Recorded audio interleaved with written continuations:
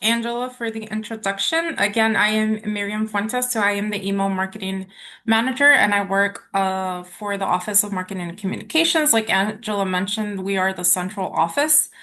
So we oversee, well, I oversee all email communications coming out from campus, majorly internal, which is usually from the president, the provost, like all of those important messages for our internal folks. And then on the alumni side, I work closely with the Alumni Association on everything else that goes out through AlumniQ, which is our second email marketing platform that we manage.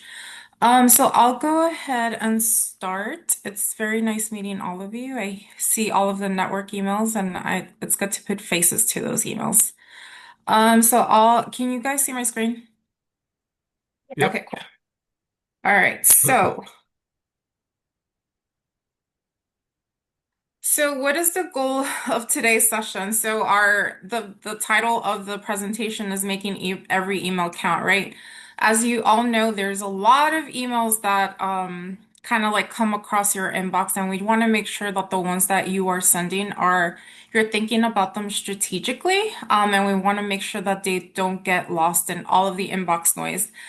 Because again, we don't only see communications from the Alumni Association, we see communications from all other campus partners, on top of like all other things going on in the real world.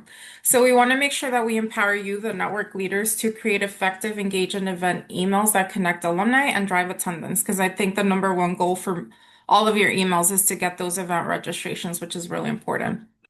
So we'll start with the performance snapshot. We'll go into content planning. We'll talk about how to create engaging email content, some email design and layout tips, and then how we measure success, and then some key takeaways. When I go through the presentation, feel free to jump in, ask questions, whatever it is. You don't want to get bored with just my voice. If you have a question, just raise your hand and we'll make sure to get to you.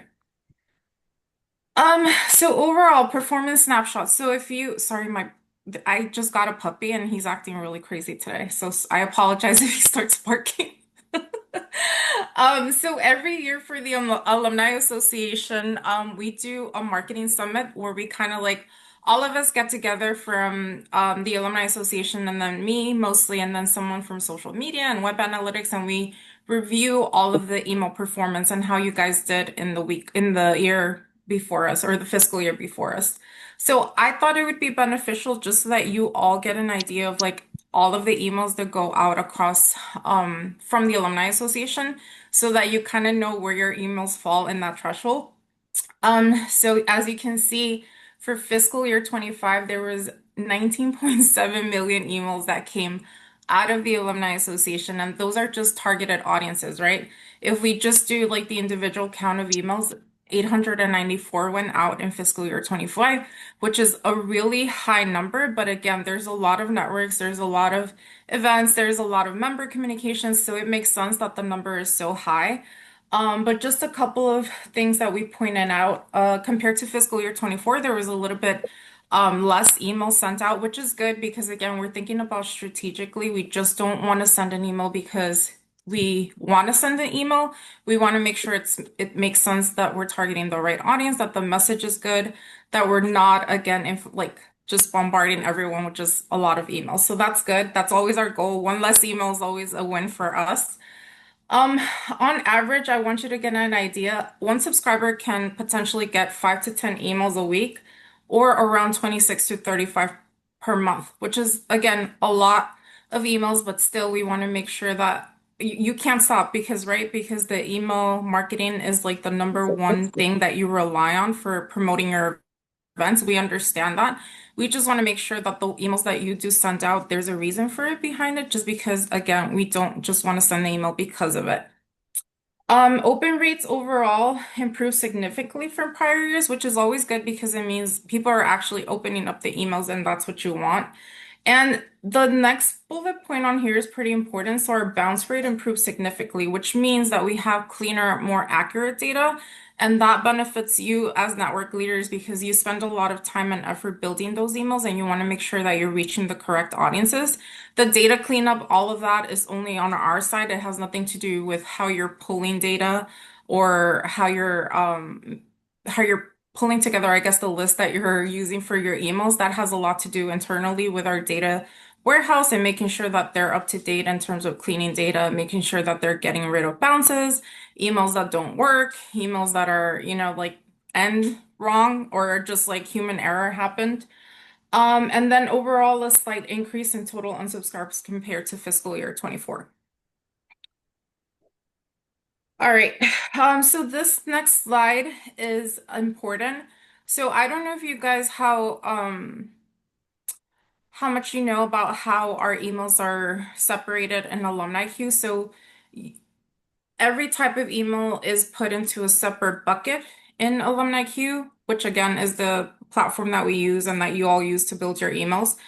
But this is important because no matter what email we send, we have to put it under a certain bucket, right? So those are the subscription categories.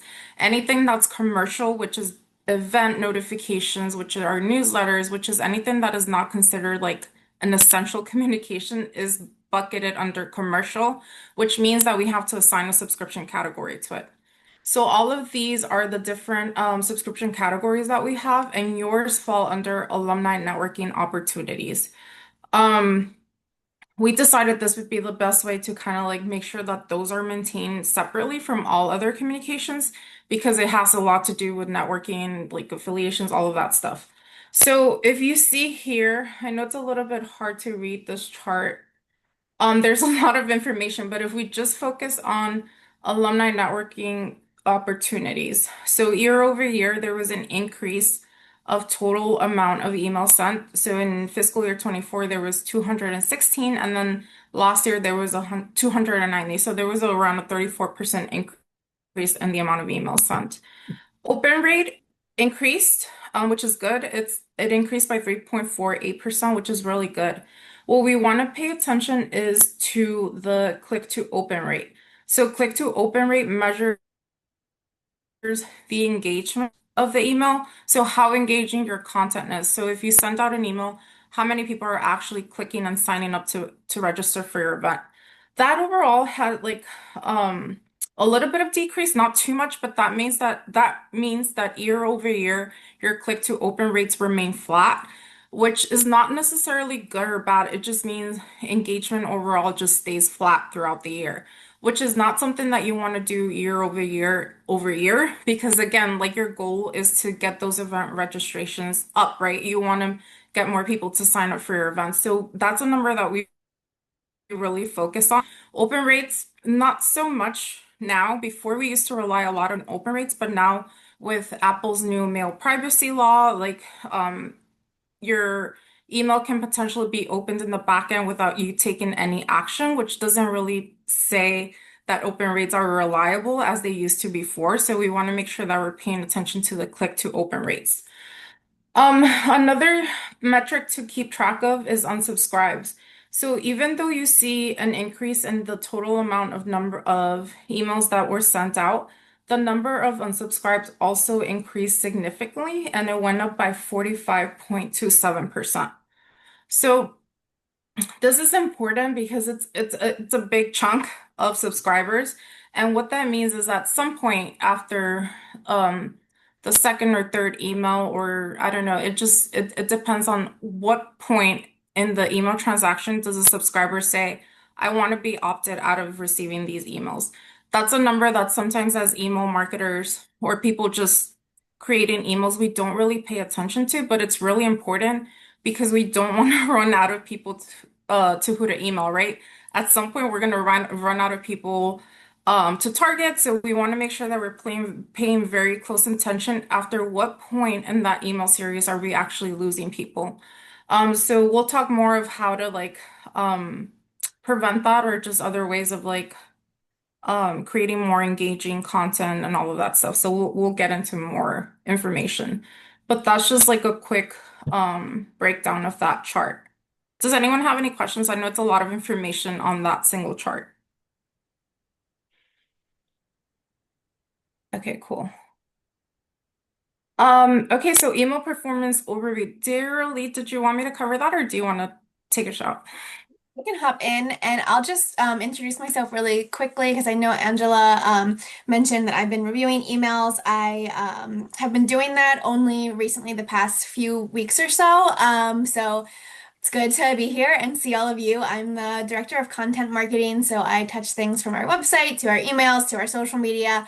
And at the moment, I am a team of one. We're understaffed, so we're hoping to fill that in um, more soon. So I will not be reviewing your emails for forever, but for the moment, in the past few weeks, I have been. And so I have added some information to the wonderful stats and insight that Mariam is sharing with us specifically from emails that I've seen.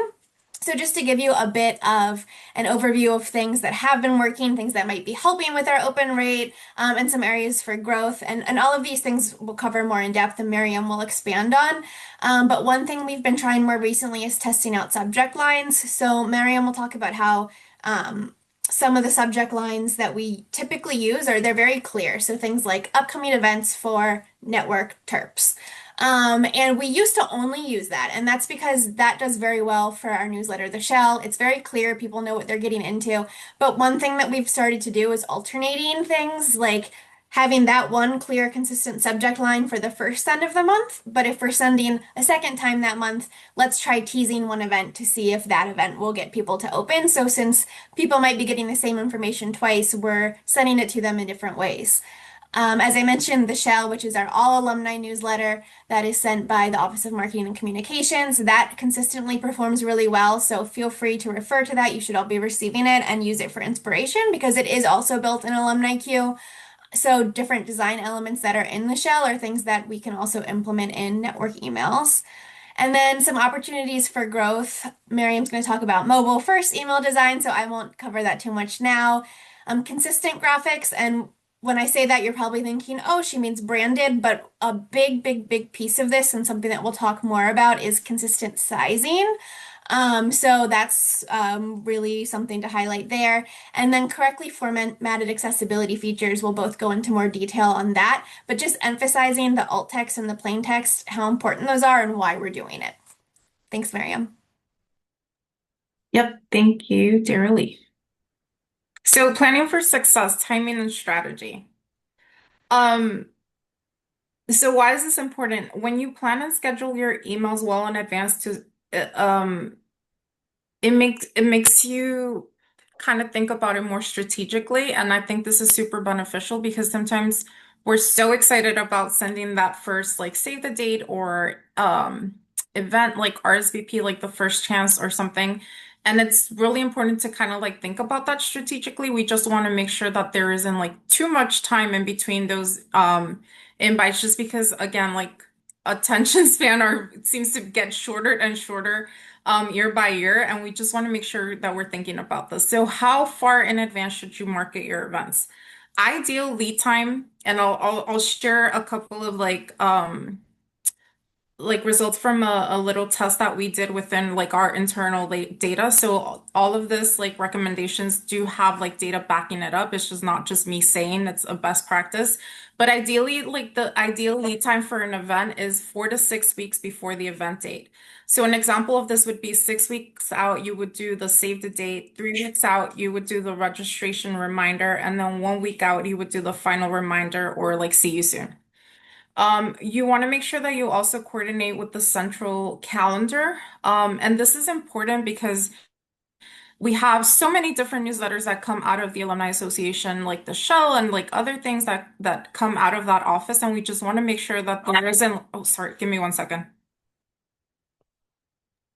I'll just chime in here actually real quick because this specific point doesn't actually apply too much to you all because you have set send dates. So you'll send on the first and third Sundays, or the second and fourth if you're Affinity Network. So sorry, Miriam, that was kind of like a perfect pulse because these groups only send on the designated Sundays. Right. I think I was thinking more of like, for example, I know that they have like a set Sunday, but for example, like looking at what went out like the previous weeks or the month of, like I think it would be beneficial to kind of like plan around that. So that's more of like what I was referring to, but that's right. You guys do have like a set date, but I would just like keep in mind like what are the other email communications that are coming out that month or like the next couple of weeks. So you want to make sure that that you're looking at that because if you're able to eliminate like that one extra sun, like it would be super beneficial. But again, it all depends on like how and when your email is sent. So this is the little research that we have based off like on data that we have internally. And we did a study on some of the standalone emails that are sent out from like just the Alumni Association specifically. And we noticed that on average, each standalone email, which is a standalone event email, which is different from the networking emails, but I think it's still good data to kind of review. One event was promoted at least 11 times per month. And that just means because there's a lot of different newsletters that are coming out, there's a lot of other standalone emails that are coming out. So just keeping in mind, like in a month, like how many times are you promoting that same event? I think it's good to kind of like keep that in the back of your hand when you're planning for future. We also noticed that the first standalone email consistently had the highest engagement across all events, with significant declines in click-through rates for subsequent sends. So that means that the very first email that you send, not including the save the date, because usually save the dates don't have like a CTA, like register now, it's just telling you, hey, like this event is coming up, like like we'll send an invite soon. But like that very first event invite that you send usually has the highest registrations.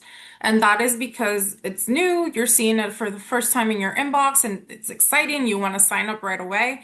And then what we saw after the second and third de engagement actually declined significantly, which means that after the second or third time, if you're seeing the same event, usually people are all have already decided whether or not they're going to attend your event. So just that was like a good observation that we made. Also, Alumni Association members were the top performing segment, and this just makes sense because Alumni Association members are highly engaged. They're paying for their membership, or like they're getting all sorts of different communications, which makes sense, and they're like the most of the time they're the most highly engaged audience that we have. Unsubscribe rates increased significantly starting with the third email in the series and beyond. So by the third email, sometimes we get that like, hey, like it's too many emails. Like we've seen like the same event reminder a couple of times, like I'm done, like I don't want to get any more email communication. So that tends to happen sometimes. And we saw that significantly happen after the third email in the series. Email frequency impacted engagement, which means that with engagement dropped significantly after the second and third standalone email. And again, click-through rate is basically just people signing up for your event.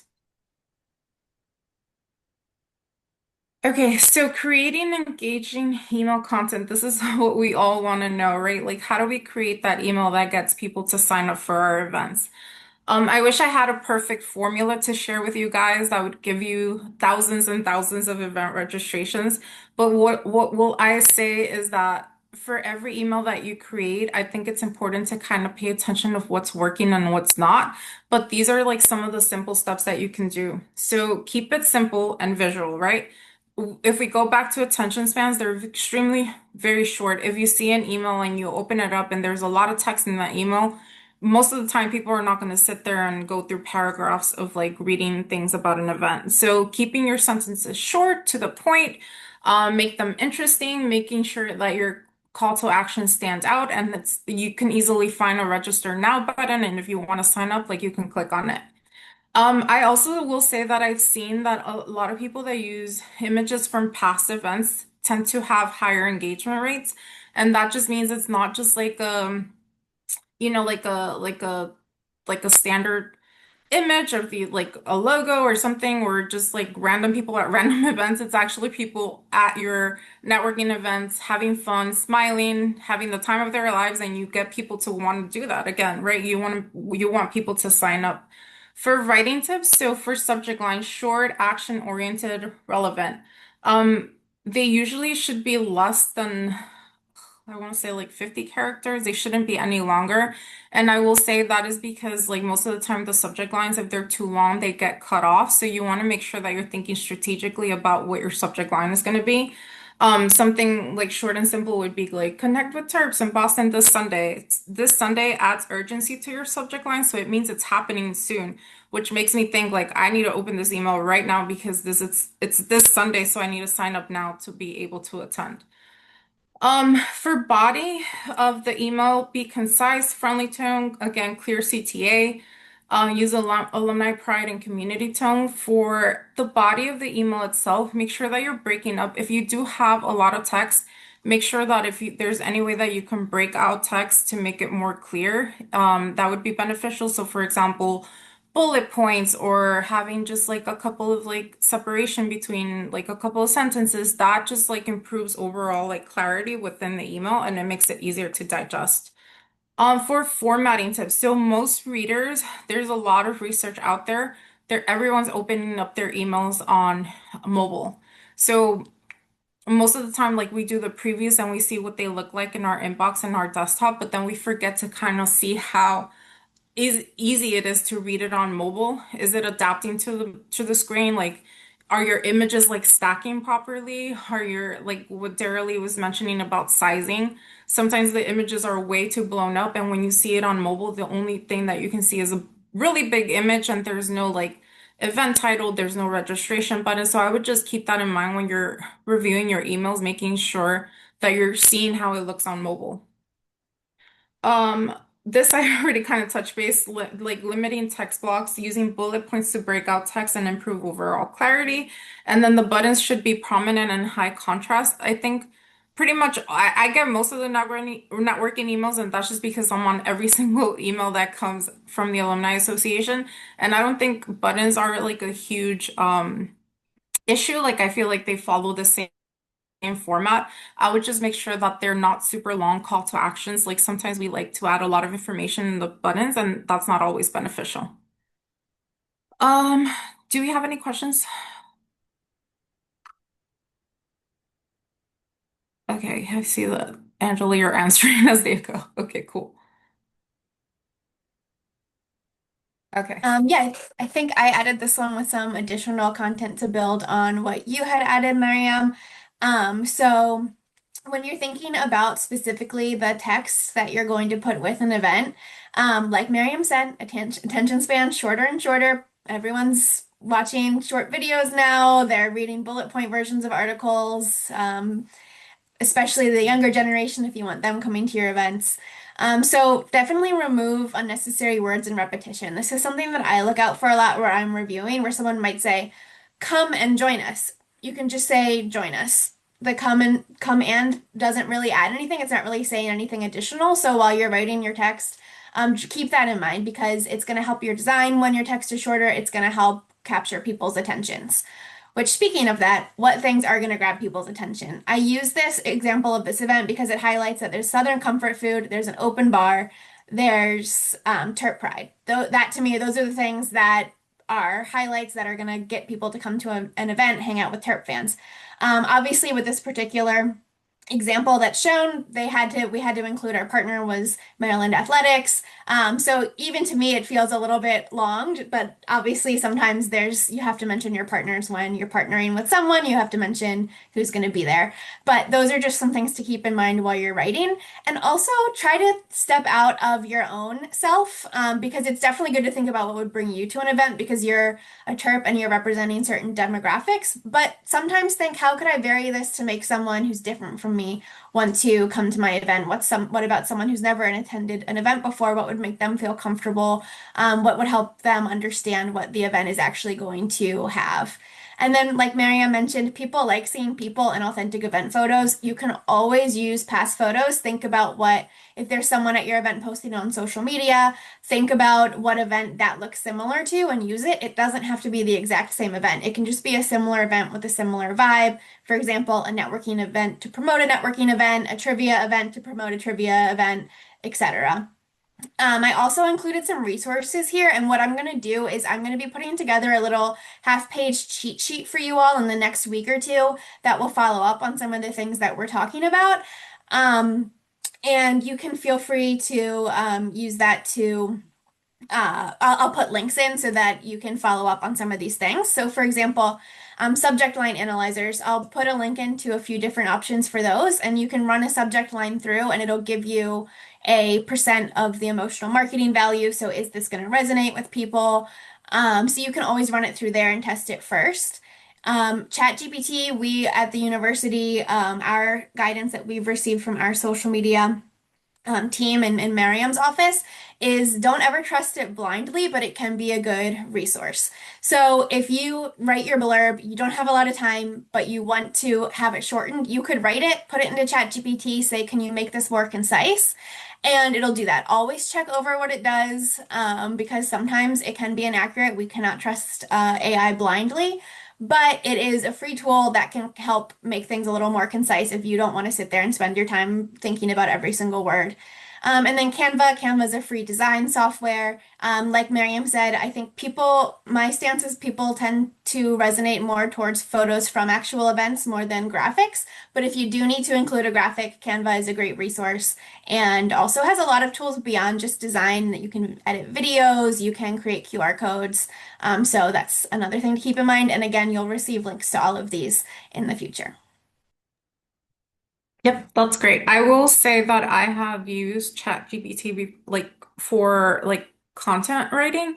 Again, you have to be like the creator, right? Like we don't really like say like give me just copy for this event. Like you have to make sure that there's a human touch to your copy because I think even everywhere on social media, like in email, you can kind of tell when something is written by ChatGPT. So you want to make sure that you keep that in mind and make sure that you're following the tone of like the university, of the alumni association, and make sure that you again add that human touch because I think it is extremely important. Um, 100%.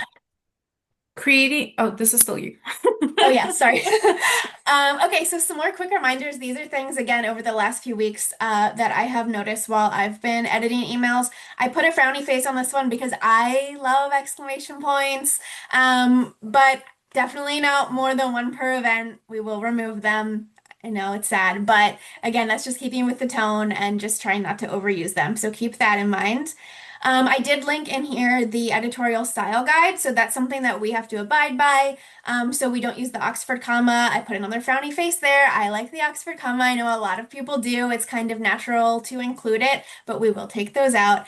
And numbers under 10 are spelled out. So again, these are just quick things that you can keep in mind that will make the review process a little easier, because we will change those things. And then consistent image sizing. Both Miriam and I have mentioned this. And we have an example later in the presentation so you can see what it looks like when they are all a consistent size.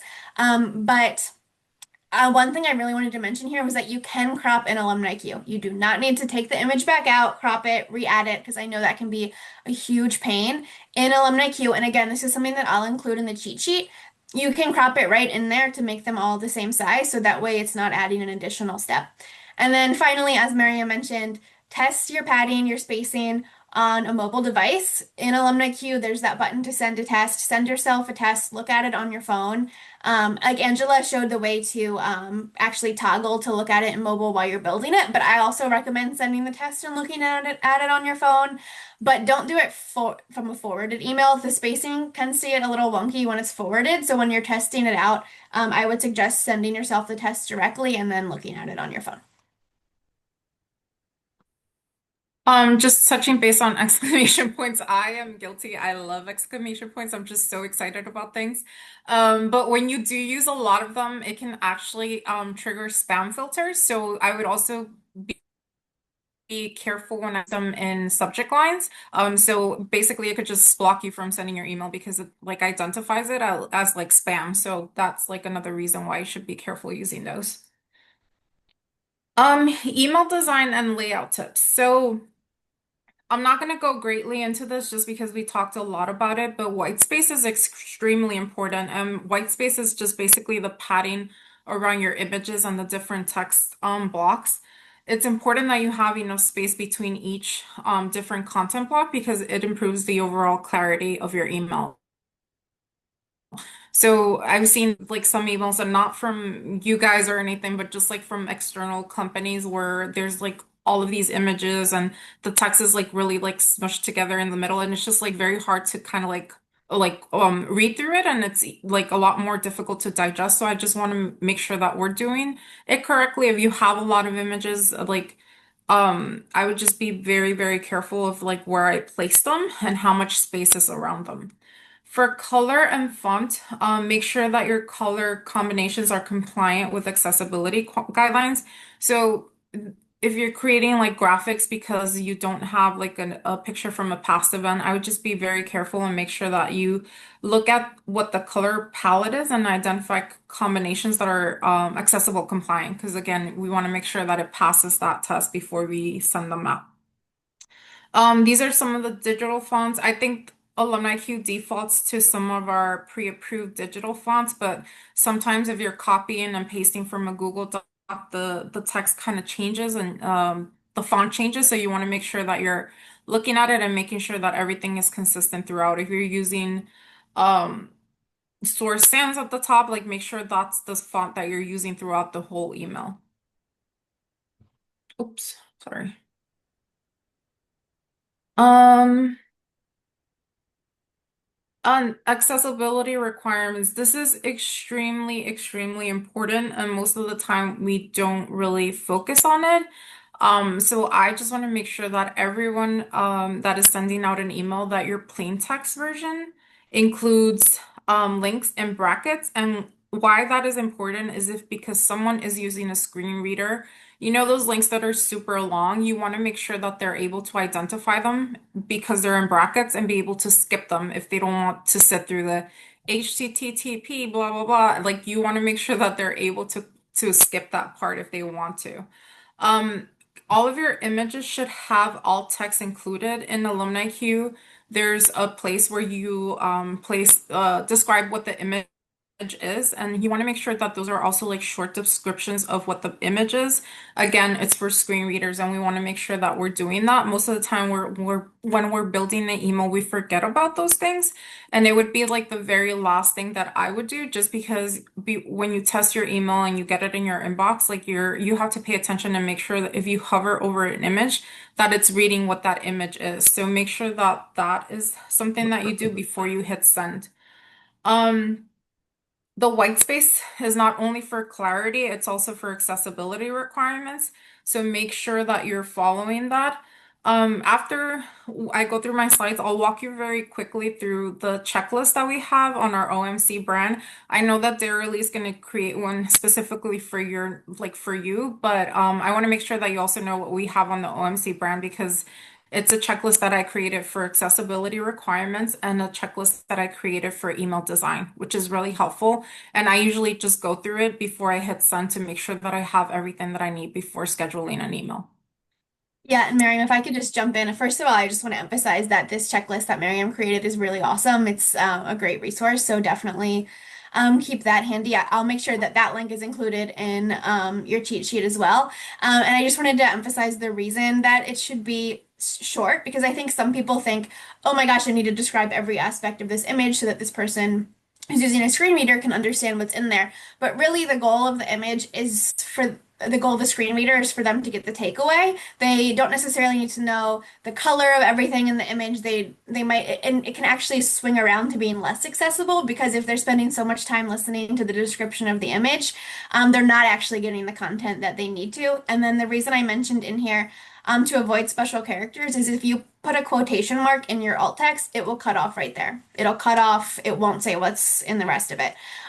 So that's something that I spend a lot of time catching that and fixing those things because I wouldn't intuitively realize that you couldn't use a quotation mark, but that's just something to keep in mind. I don't even know what the punctuation mark is called. The line is okay, but most other special characters are not.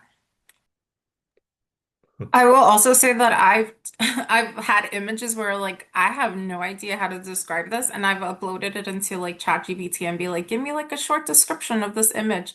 And usually it's like spot on and it gives you like a clear short like what the image is and it's super helpful if you don't want to if you like if it's an image that you don't even know where to start how to start describing it. Mobile optimization, make sure that your CTA buttons are large and visible enough so that if you're seeing it on your phone that you can tap on it. Sometimes what we don't realize is that the buttons are like extremely small and it's like you have to kind of like zoom in to kind of like tap on it or like I've had someone say like my fingers are too big, like I can't, like I have to kind of like zoom in and zoom out. So just make sure that you're paying attention to that. Ensure images and text adjust to all screen sizes. Angela showed how you can see it in mobile preview, but I find it more beneficial to kind of like actually see it on my phone to see if it actually is doing what it's supposed to be doing because sometimes AlumniQ is not like 100% perfect. So sometimes like it'll show you one way, but once you see it in your inbox on mobile, it shows up completely different. Make sure that your paragraphs are short and scannable. And then make sure that your emails are rendering properly on both desktop and mobile. And I also linked to the email design checklist here if you want to take a look, but I'll show you really briefly after this, like what it is. All right, Tara Lee. Yes. Oh, I think these are actually some suggestions that Angela added. Angela, do you want me to run through these or do you want to say anything? I can chime in here.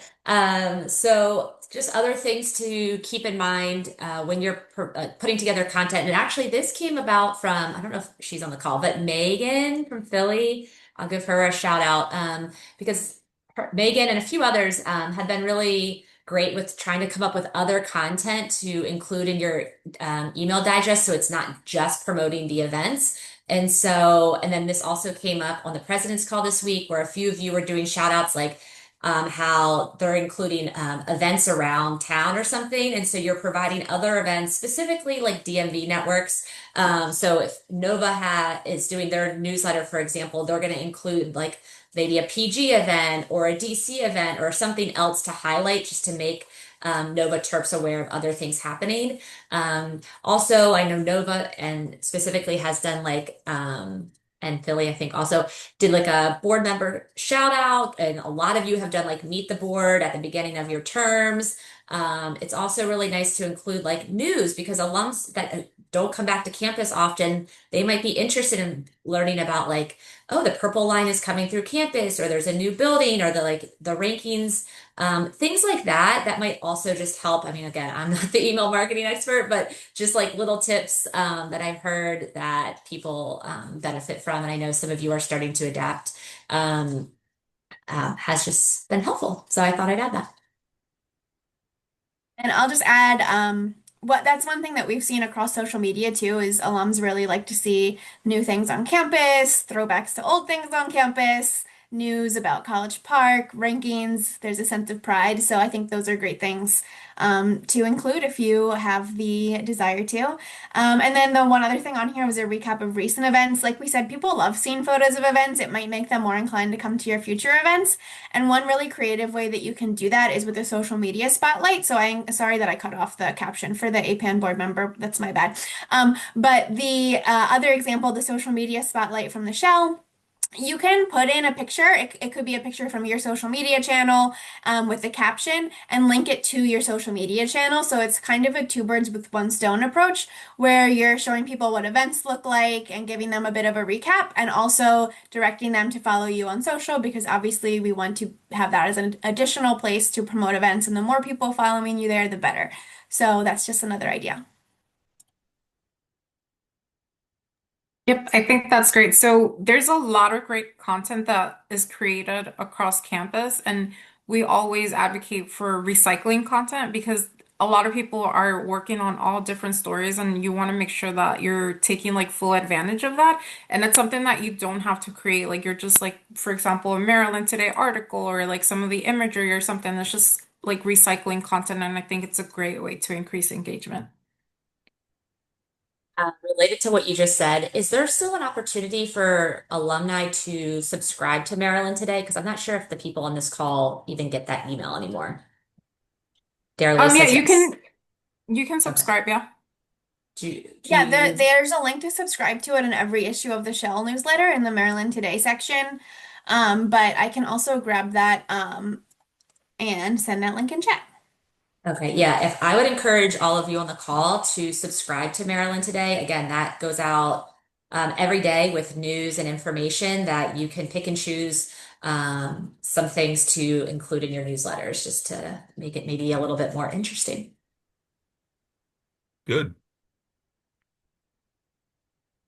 I think this one is still you guys. Oh, yes. So here's just a couple examples. I mentioned that we were going to have an example of consistent image sizing. So you can see in the New York example, they're both horizontal and the same size. And I didn't put in the mobile screenshot. I should have, but when you're on mobile, that really helps. And then in the New York, oh, sorry, the New York, the Northern Virginia one, they're all squares. So it just helps to keep it consistent. You can see also in the Virginia one, they have that additional events around town section, which is what Angela was talking about with linking to other events in the area that might not be run by your network, but are still convenient for your alumni to get to. And also all of these, the content is 1 to 2 sentences, highlighting the biggest points. So those are just some examples for you of seeing some of the things that we've talked about in action. Yeah, I mean, I just these examples look really great. I also almost forgot the use of dividers. Some people overuse them, but I encourage dividers when there's a lot of content to kind of like break it up. So all of these, like for example, the Nova Terps Alumni Network, there's like 3 different events, and I think the divider really helps to kind of like distinguish like where that breakdown is. So yeah, these are really well put together. Measuring success. So this is something, so once we send out an email, I am guilty of it. I tend to forget about it. Like I sent it, like I don't want to look back. But it's very important to look back on how your email did because you're spending a lot of time putting these emails together. So you want to make sure that all that time and effort that you're spending, that it's doing something or that the maybe you try like a different image or maybe you try like a different layout and you want to make sure that you're picking up on like, is that increasing my engagement rate? Did it do anything? So it helps you understand what resonates with your audience. It also helps you inform like future decisions. So for example, I know the timing you really don't have um kind of like a little bit of flexibility to change that, but for example, if you tried like a different subject line, different layout or the content, like if you went from very long paragraphs to short paragraphs, like did that do anything? Did that give me like one more registration? I think that's the number one goal of your emails, and we want to make sure that we're keeping track of it. So things to look at, open rates, like I said, it's still good to look at your open rates because you want to make sure that people are actually like opening your emails. But I wouldn't rely on open rates just as the number one indicator for engagement. I would look at your click-through rate, so that measures how many people are actually clicking on your links. And then most important, the RSV registration rate. So how many people took the final step? That's like the true success indicator. What to look for over time. Are open rates improving? Which types of content drive the most clicks? Are event RSVPs increasing with earlier promotion? Like if I send out an email about an event happening in a month, like did that give me more? Or if I send it 2 months in advance, like did that give me more event RSVPs? So it's important to keep track of that. And some key takeaways. Make sure that you plan ahead. Again, 4 to 6 weeks is like the ideal lead time for your event marketing. Focus on creating engaging content, so both copy and images. Incorporate email best practices for both design and content. Make sure that you're using engaging visuals and simple calls to action, and measure and learn from your results. Um, Go ahead, Angela, you raised your hand. Do you have any thoughts regarding the lead time depending on what the event is? For example, allowing a greater lead time when they're marketing like a crab feast, which is a ticketed, usually a little bit more expensive of a more expensive event versus marketing a happy hour 6 weeks. Because in my brain, I'm like, we probably don't need to market a happy hour like 2 months in advance, but we definitely should market a crab feast further in advance. But I don't know if that's accurate thinking. I think the only way to find out the answer to that question, because every event is different, I would say test it. I would say like the crab feast, I assume, or is it how often does it happen? But you were breaking up. What'd you say? Oh, I'm sorry. I would assume the crab feast happens once a year, or how often Yes. does it happen? Once a year. Yeah. Yeah, Yeah. so I would say like I would say test it to see what that lead time, the ideal lead time should be. If you want to try it, I mean, I'm not saying like this is the formula for success for event registrations, but if you do send out that email and you send it 2 or 3 months in advance, check how many event registrations you're getting versus if you sent the event reminder like a month before, like what that difference is. And I think that would be the only way to answer that question. Because again, every event is different. I feel like ticketed events, I would assume that they would have like more. Like once I see that first email, like I would want to sign up right away, but I don't know if it's different between like a crab feast and a happy hour event. It looks like Steve? Steve has a question. Yeah, a couple things. Steve Gettner for Orange County, California. First takeaway for me was the comment that members of the Alumni Association have higher engagement rates. I know for me, as we're rebuilding our Orange County database, it doesn't occur to me to ask new people when I see them at events like we had a couple weeks ago, are you an Alumni Association member? It seems like we all probably could do better at keeping that question in our mind and reminding people if you're not a member, please sign up, and that will help our engagement rates. And just to respond to you real quick on that, Steve, we do have for every single membership campaign that we do, we will always have a giveaway. So if you ever want to include that in your email, like if you saw in the Northern Virginia email example, they included the homecoming shirt. We always have assets. So we always have images of the giveaway. We always have text. So if that's something you're interested in including in an email, you certainly don't have to, but you are more than welcome to, and we can provide that information.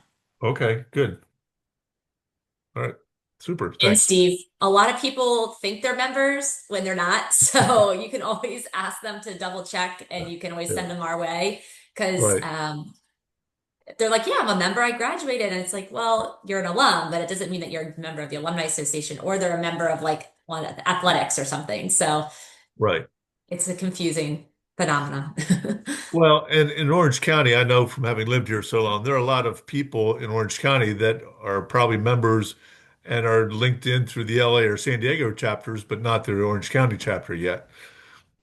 So they may already be members through their association with and engagements from those other places, like I was for years and still am.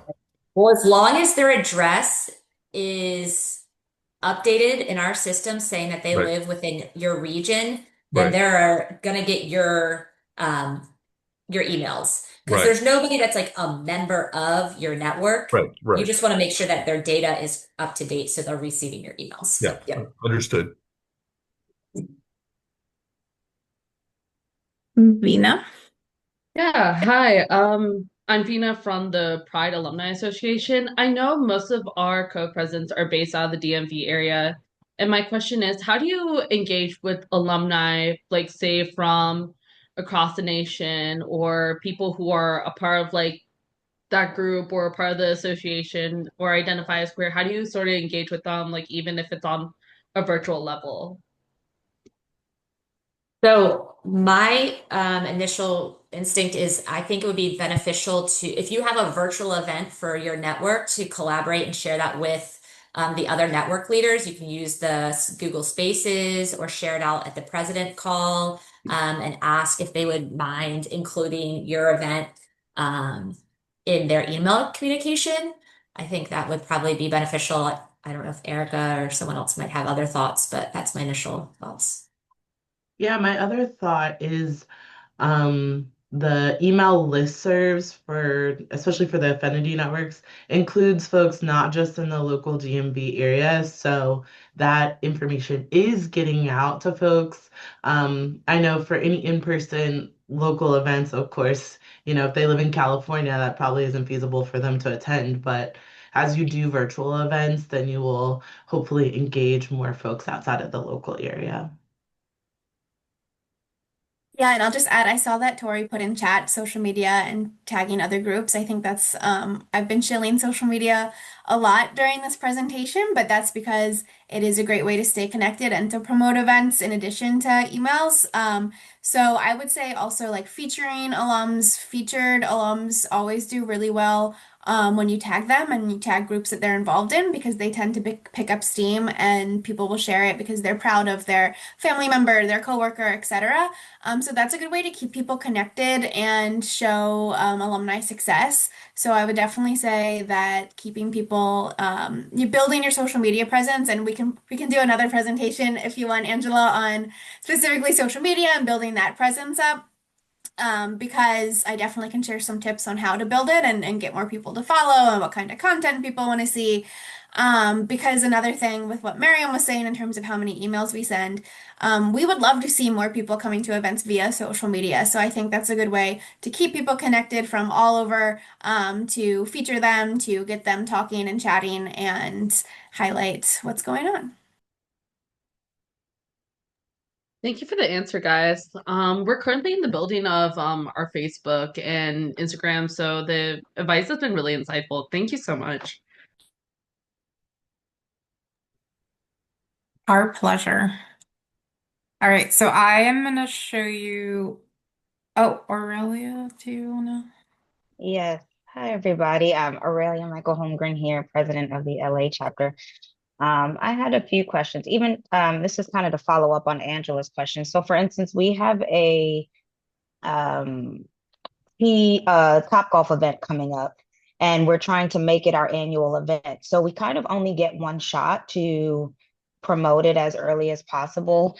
And I know particularly when we have talked with alum, they are hesitant to sign up right away because they don't want to end up having to cancel, emailing us reaching out, us having to help them get canceled and all of that. So for our in particular, because we only get 2 emails, are those types of events, for example, where we would put the registration link in the first email if you're saying that more people are opening the first email than they are the second one?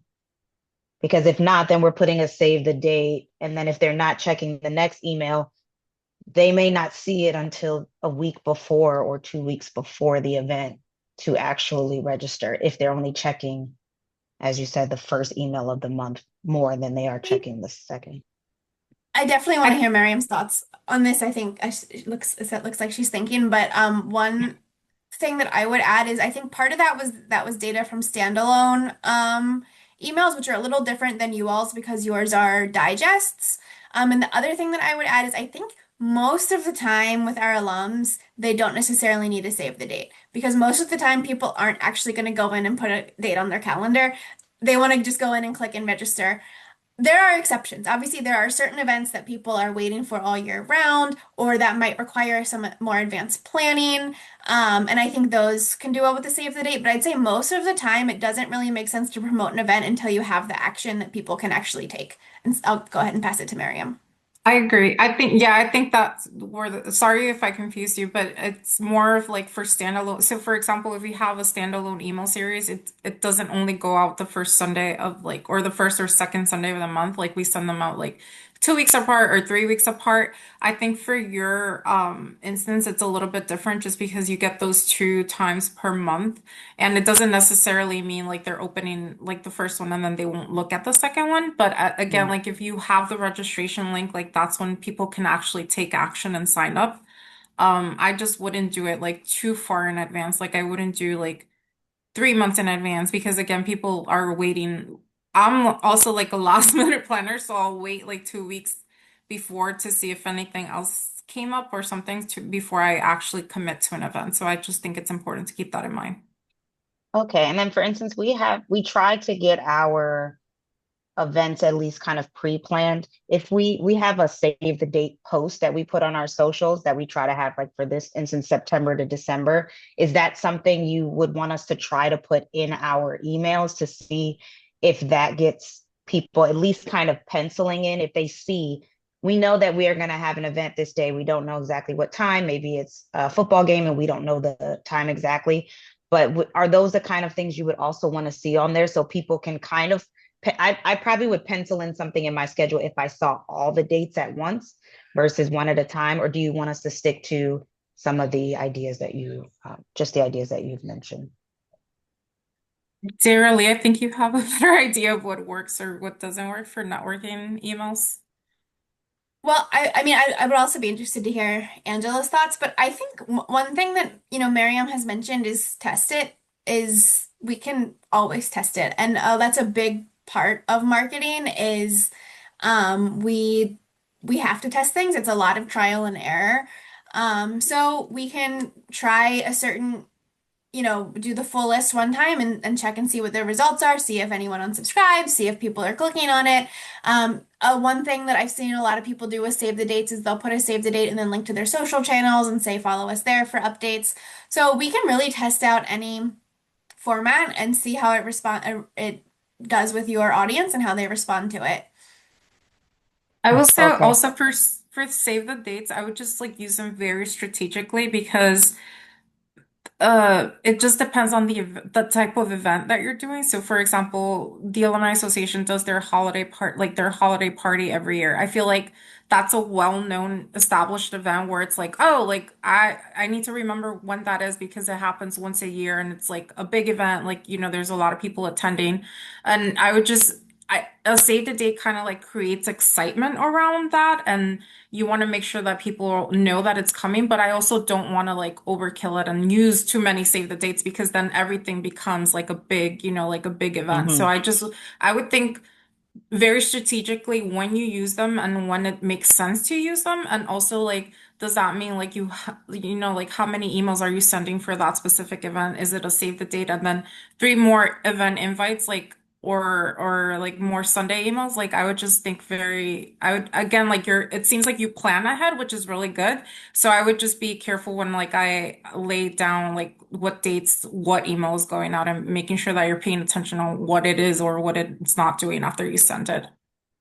Okay, awesome. My last question is, for instance, on some Sunday mornings, I get Howard County emails, PG County emails, and LA County emails. So I could see if, I don't know if other people get that aren't part of boards.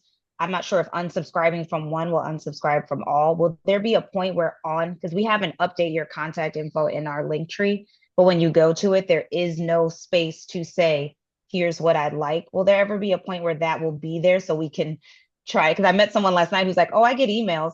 They're not from LA, but I do get emails. So just some ways to make sure that people are getting the ones. And I live in Los Angeles, obviously. So I still look at them because, we're a part of the board, but I could see someone unsubscribing because they're like, I live in LA now. Why am I getting PG County? Yep. So I don't know if anyone else has an opinion about this, but I will be very honest with you. This has a lot to do with us not having clean, accurate data.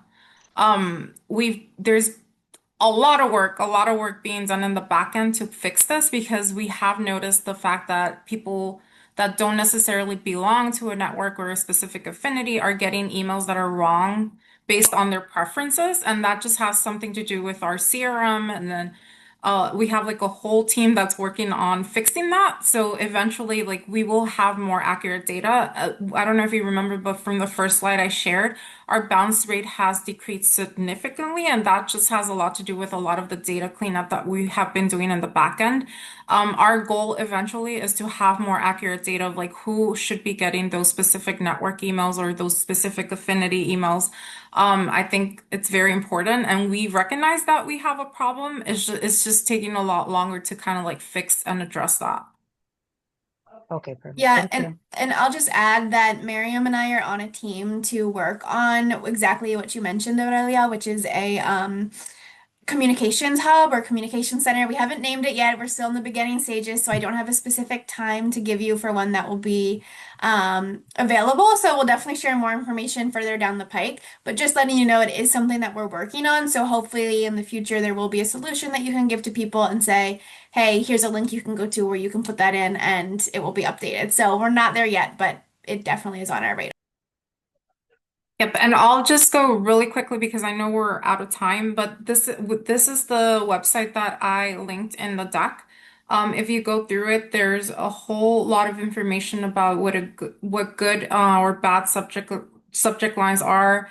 Email design, it goes into like what these are more for internal communications, and so I wouldn't really pay attention to what this looks like, but there's a lot of information on color and font, accessibility requirements. There's a lot of information about different sizing, accessibility, like how to label your images. And these are the pre-sent checklists that I find extremely beneficial. If you go to the email accessibility checklist, it gives you step by step of what you should look for in your email, and then the email design checklist. So I would look at these before I send over my email for approval to make sure that I have all of these requirements before I send it over. That's all I have. Thank you so, so much, Miriam and Daralee. I always, always, always learn something every single time the two of you share. So I appreciate your time. Thank you, volunteers, for tuning in. We have recorded this. I'll stop the